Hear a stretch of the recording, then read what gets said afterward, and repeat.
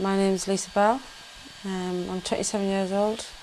I've been married to Keith now for 7 years, and this is his second tour in Iraq. We have a daughter, Bethany. She's 8 years old. She is an absolute angel. And then we've got Aidan, who is 5, and he is a little terror.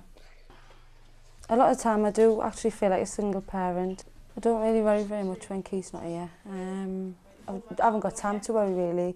I'm always constantly on the go. I've got 2 children. You don't have time to sit down and think, oh, what if this happens or what if that happens? Yeah, what's the matter? Bethany slapped me on the back. Bethany slapped you on the back. What did you do, Bethany? No kidding. The parents better pack it in every single morning. You're a brother and sister, you're supposed to love each other. My name is Keith Bell. I'm a corporal in the Dragoons, regiment number 2507 4473. I've been in the army since 1998, September.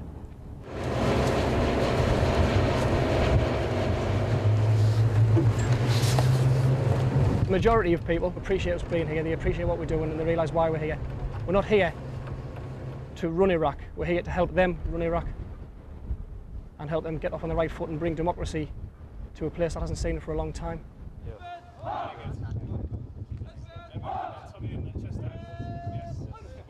Morning gentlemen, I'm Corporal Bell. يعرفكم بنفسه هو رئيس عرفاء بيل. Today I'm going to take you through command tasks. Yes. اخوان بس يقول بعدين انتم رتبوا حالكم، عندكم دقيقتين توقفون هنا وبعدين ترتبون حالكم وتجاوبون. The language barrier straight away is a problem, as you can understand. We'll have the instructor, then we'll have an interpreter and a class of maybe 10, 15, 20 Iraqi students. And it is proper slow going. But you do eventually, when they get the tests, because they do get tested on the things we teach them, they do show within the tests that they do listen and they are willing to learn. Ali, just let them know it's very good what they're doing. Just slow down a little bit, tell them to take the time, think about it.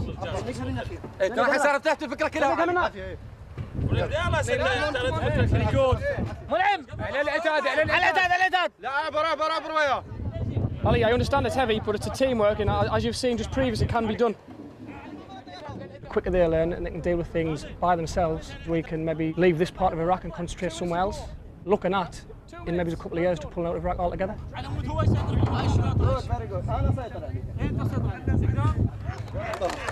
just hold it there, lads, well done. Come back in, come in. Very good, Ali, tell him, very good.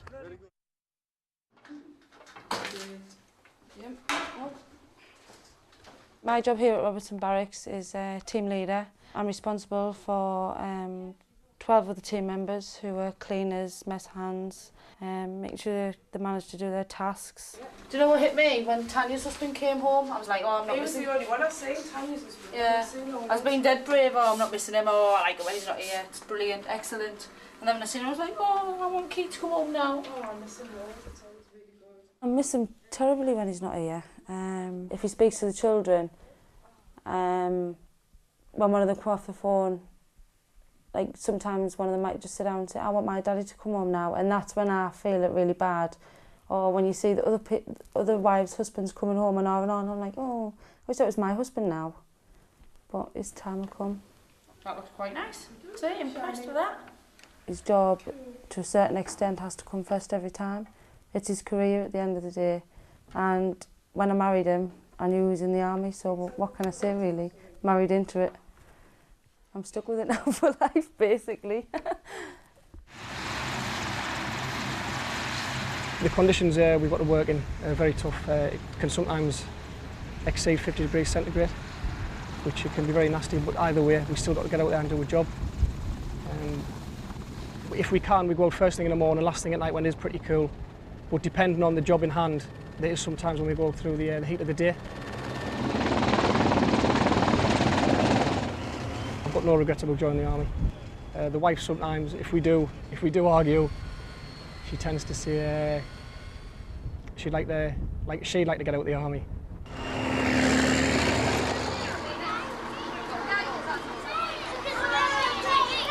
Sometimes I think Keith tends to think he does have the rough end of the stick being away all the time, but a lot of the time I don't think he realises how tough it is at home, dealing with 2 children, a full-time job, and looking after bills and everything else when he's not here. I say hats off to any single parents and any army or any forced wives that deal with their husbands going away for such a long time. It's just unreal how much they do have to cope with. I explained to Bethany, obviously she's only 8, so obviously I'm very careful what I say, but I do explain where my daddy is. And Aidan, I tend to just say, oh, your daddy's camping out with his friends. The second run of the day felt even better than the first. And that's all the younger one understands, but Bethany understands quite a lot where he is and what he's doing and what would happen. Page 25.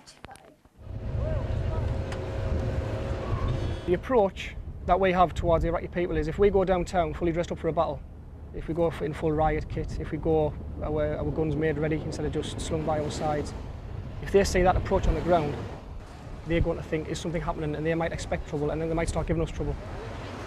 Shalom, Shalom, come. Okay. Salam. Good. Not as far back as last Sunday, we were down at the local police station in the town centre, and the governor's building is right next door to the police station. And we had in excess of 1,300 people all stand outside the governor's building chanting "Welcome to Death." And we were exposed at times to gunfire, RPGs, grenades. If the wife asks what I've been doing, or the family asks what I've been doing, I will tell them. I went out on a patrol today, just round the town, had a chat with the locals, and if she asks some quite awkward questions, I could bluff, but I sort of bend the truth a little bit to sort of know that I'm not in any sort of danger. So I think back in England, the family think I'm on a sunshine holiday. But you can't go and tell them that there's bullets flying over your head, or there's grenades going off, or there's people wanting to come out here to hurt you, because at the end of the day, they just want to get you back safe and sound. So whereabouts you living now? I'm not bothered about you, so you're just doing your thing. We have this every single day. Yes, we do.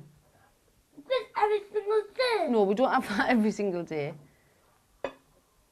I have you whinging every single day. I don't want this, don't want to do it. I'm married to a soldier, and that's life. I've got to be behind him 100% of the way. He's my husband. And I love him, so I'm prepared to do that. Right, come on. Do you want giraffe or not? Come on then. In you go. Kisses. Good night. Good night, love you. Kiss. You're not going to sleep in my bed tonight. I will. One for daddy. You will. I will. You be good, okay? Be a good boy. Sleep tight. I do actually miss him when he's telling the children off, because now it's me that does it all the time. And he's just lovely, and I love him, really.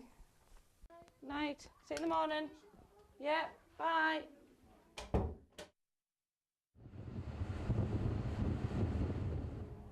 All right, and sirs, lads, mission today is to the police academy, IP escort. If it goes quiet, you sit and sometimes reflect and think, wish I was at home.